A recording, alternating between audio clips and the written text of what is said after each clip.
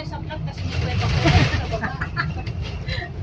Ay, ba't ko naman gagawin yun? Yung sa lalamig bumaba tayo. Wala sa vocabulary kung gawin yung ganun. Kaya isip nila ginawa nila yan, ano? I think vlog sila, gano'n. Hindi na makakasura. Boy. Hindi na sila nag-isip ng maayos. Siguro nakahay sila. Ayun, nakatuboy yung